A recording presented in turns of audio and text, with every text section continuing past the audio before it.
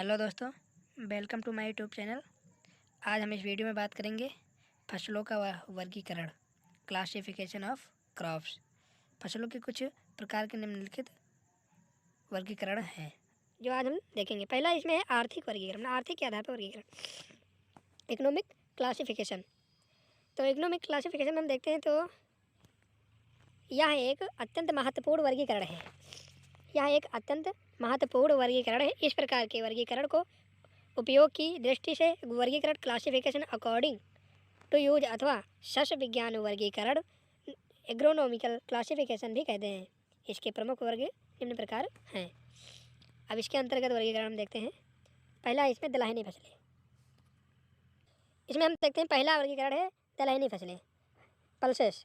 Protein की बहुल्यता वाली protein rich दलहनी फसलों के दाने को दाल के रूप में तथा वनस्पति भाग पशुओं के चारे के रूप में प्रयोग होता है।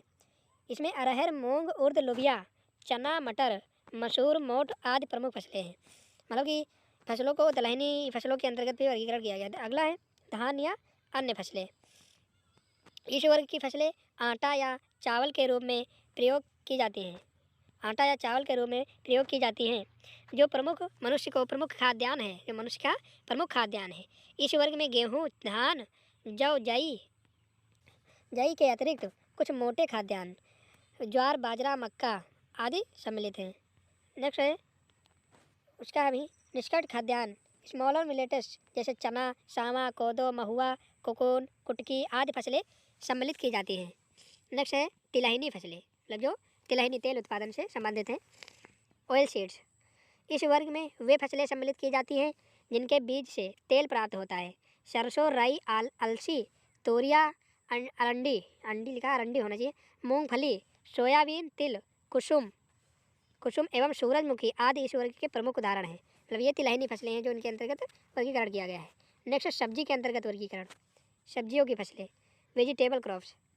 इस वर्ग में टमाटर, बैंगन, भिंडी, आलू, तोरिया, लौकी, करेला, लोबिया, सेम, घुइयाँ, बंडा, जिमीकंद, फूल गोभी, पत्ता गोभी, मूली, गाजर, शलजम, मटर, चुकंदर, पालक, चौलाई, मेथी, प्याज, कुल्फी, मरचा आदि फसलें आती हैं जिनका प्रयोग हम सब्जियों के रूप में करते हैं। मतलब कि भोजन खाद्यान्न ये फसलें भी कह सकते हैं।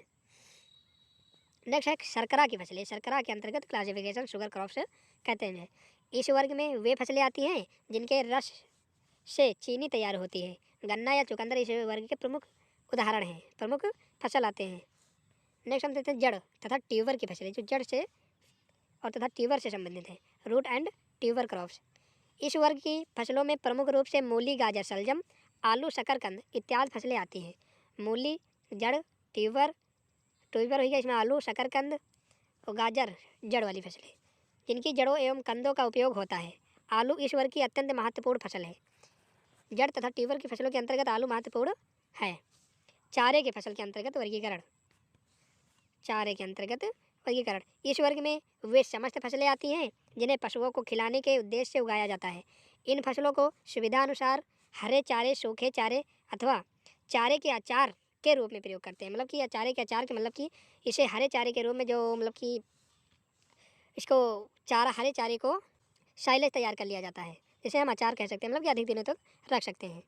इसमें बरसीम, रिजिका, नेपियर घास, सूडान घास, मगचरी, एमपी चरी, जई, गिन्नी घास, जैंट स्टार घास तथा खेती के उद्देश्यों के अनुसार ज्वार, बाजरा, लोबिया, मक्का आदि फसलें भी इस वर्ग में सम्मिलित की जाती हैं।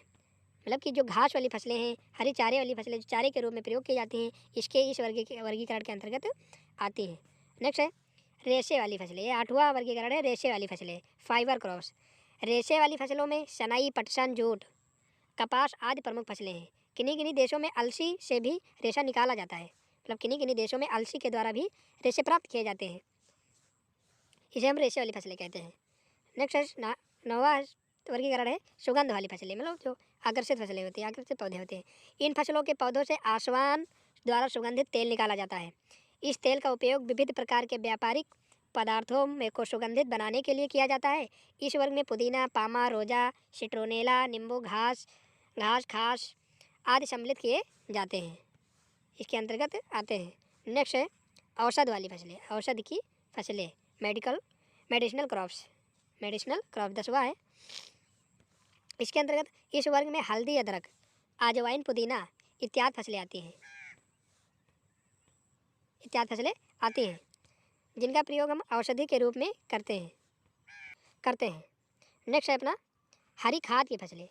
हरी खाद मतलब कि वो फसलें जिनसे हम खाद तैयार करते हैं, ग्रीन मैनुअल क्रॉप्स। इसमें हम देखते हैं हरी खाद की फसलों का प्रयोग भूमि में कार्बनिक पदार्थ तथा पोषक तत्वों की वृद्धि हेतु किया जाता है। मतलब इस खाद से भूमि में सूक्ष्म जीवों की वृद्धि होती है। नाइट्रोजन की मात्रा बढ़ाने के लिए दलहनी फसलों को कब मुख्य रूप से प्रयोग करते हैं। इसमें बता दें कि दलहनी फसलों का इसलिए प्रयोग करते हैं कि दलहनी फसलों के जड़ों में राइजोबियम नामक जीवाणु पाया जाता है। इसलिए नाइट्रोजन को वायुमंडल से स्थानांतरित करने के लिए हम मतलब कि दलहनी फसलों का प्रयोग करते हैं। इसके अंतर्गत इसमें सनाई, ढांचा, मूंग, लोबिया, मोठ, नील, कुल्फी आदि का प्रमुख स्थान, मतलब ये प्रमुख फसलें आती हैं हरी खाद के अंतर्गत। नेक्स्ट हम 12वां क्लासिफिकेशन देखते हैं, फल वाली फसलें, मतलब फ्रूट क्रॉप्स, ये पोमोलॉजी के अंतर्गत भी अध्ययन करते हैं। इस वर्ग में यदि फलदार वृक्षों को सम्मिलित न किया जाए तो खरबूजा, तरबूज, खीरा, ककड़ी, सिंघाड़ा, कचरा, सेंध आदि फलदार पौधे हैं, मतलब कि जो इसमें फलदार फसलें हैं जैसे कि आम और सेब, इनको सम्मिलित ना किया जाए फिर भी ये फसलें में ये इतनी फसलें आती हैं, खरबूजा, तरबूज, खीरा, ककड़ी, सिंघाड़ा ये आदि इसमें सम्मिलित की जाती हैं। नेक्स्ट अपना क्लासिफिकेशन देखते हैं, मसाले की फसलें, स्पाइसेस क्रॉप्स। मसालों का प्रयोग सब्जियां, अचार, चटनी आदि में स्वाद और सुगंध के वृद्धि हेतु किया जाता है। इसमें जीरा, सौंफ, अजवाइन, इलायची, मगरैल, धनिया, पुदीना, अदरक, लहसुन, मिर्च, तेजपात, दालचीनी आदि के प्रमुख स्थान है, ये प्रमुख फसलें मानी गई हैं।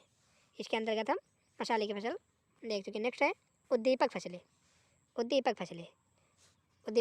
इस वर्ग की फसलों में तंबाकू, चाय, कॉफ़ी, पोस्ता का प्रमुख स्थान है। इनके प्रयोग से मानव मस्तिष्क पर उद्दीपक का प्रभाव पड़ता है, मतलब कि ये हानिकारक भी हैं फिर भी ये उगाया जाता है। नेक्स्ट हम देखते हैं वनस्पति वर्गीकरण, बॉटेनिकल क्लासिफिकेशन।